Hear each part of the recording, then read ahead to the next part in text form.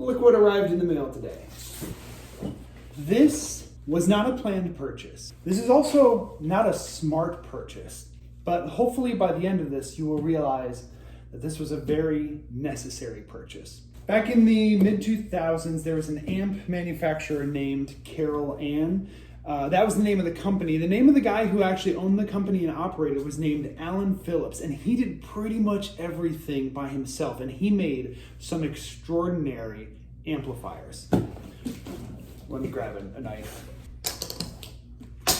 In 2008, he made a new model called the OD-2r, and it was a lower wattage version of some of his other amplifiers. So it was more 18 watts, 30 watts, instead of say like 50 watts or 100 watts. The R stood for recording, so the idea is that it was used for home studio use. Where should I cut? This seems to be very well packaged, so there should be no threat in like cutting the Tolex or anything like that. In around 2007 or so, I had a really good roommate who's also a guitar player, and he bought one of those OD-2rs, and it was just an amazing amplifier. And at that point in time, we were both single. I was working at a guitar shop. He had a bunch of disposable income. We were always trying out new gear, bringing it home. That little apartment was full of a lot of awesome guitars. And that amplifier was almost always our go-to for demoing anything, whether it was new pedal or new guitar or just whatever it was we were curious about. And that amplifier could really just do anything and handle anything we would throw at it. It was a really nostalgic moment in my life. He's one of my best friends, but we were really growing in our taste as musicians and as players. And that's just kind of a formative time in my life that I've always looked fondly at.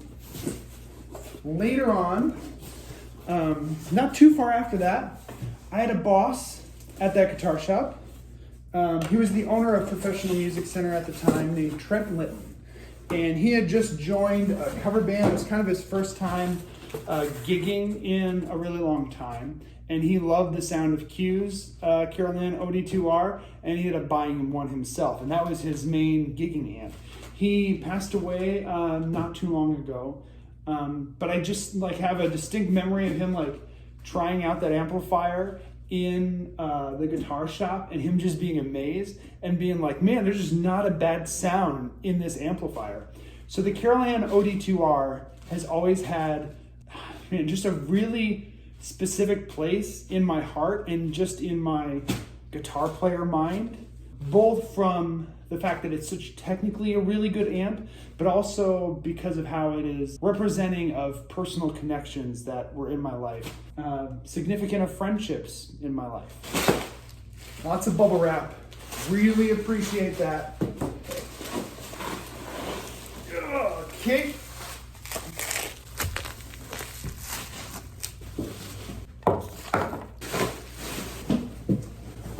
Let's get this knife out of the way. I do not want to accidentally cut anything. Foot switch.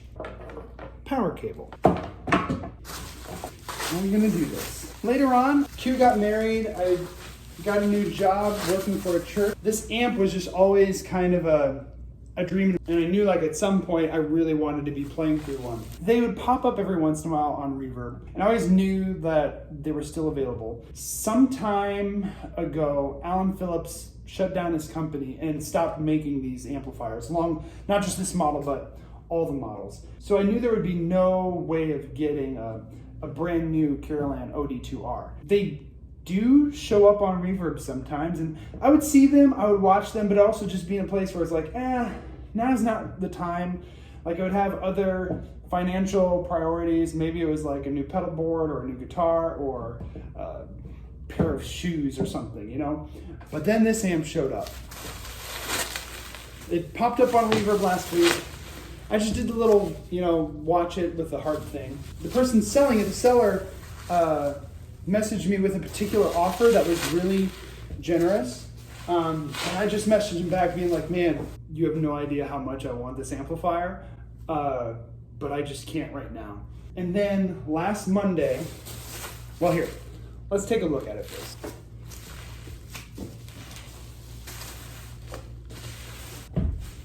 There it is, kind of beautiful. You don't see it in this color very often. I think I have seen some of the OD-2s in this color, but as far as the OD-2Rs, you don't see it. This was kind of like an early small logo era for Carolan that didn't last very long. Most of them have a giant Carolan logo that goes right across here. And then most of them are also in like a black Tolex, but you do see like, I know there was a Joe Bonamassa model that was in red. There's like I think it's an OD-2 or maybe an OD-3 maybe, that's in like a dark blue Tolex that I've seen around before. Some honest wear just from like being used. So this is kind of a little bit of a rare color. Monday, my old friend and former roommate texted me with a link to the sale. And it was just like, you need this. And when that happened, something clicked in my brain, that there was a sense of urgency with this amplifier that wasn't in any other used OD-2Rs that I had seen before. And it didn't really have anything to do with the limited color, like that's something else to do. It's actually back here. But here in Alan Phillips writing, just in a Sharpie, first production OD-2r, Alan Phillips 08. And if you can see it over here, it might not show up, but this is serial number 1. This isn't just any OD-2r. This is the first production OD-2r. And I don't know how many opportunities are gonna come by again to buy this amplifier. I don't know if it's gonna show up on the screen, but just some like scratching here. I mean, this amp is what, 15 years old now? So nothing out of the ordinary. In fact, I've got some amps that are younger than this that have some more wear. So that Monday night, I came home from work. I had probably an hour-long conversation with my wife. After that, we decided to pull the trigger. Can't say this is a smart financial choice per se, but it's a necessary one. As I told one of my friends, it feels like I was able to snag a little bit of just guitar history with this one. This is a special amplifier, not just because that it's an amazing amplifier all built by one guy, but also just because of the personal connections that I associate with this amplifier. It had to be done. I wish I could show you sound clips, but I can't. I literally don't even have a cab for this thing yet. I just have the head. This produces no sound on its own. So at some point that will happen, but for right now, I'm just glad to be the custodian of this amplifier. I'm unboxing this on my anniversary. So thank you, Michelle, for being understanding and letting me do this not smart thing with our money. I really appreciate it.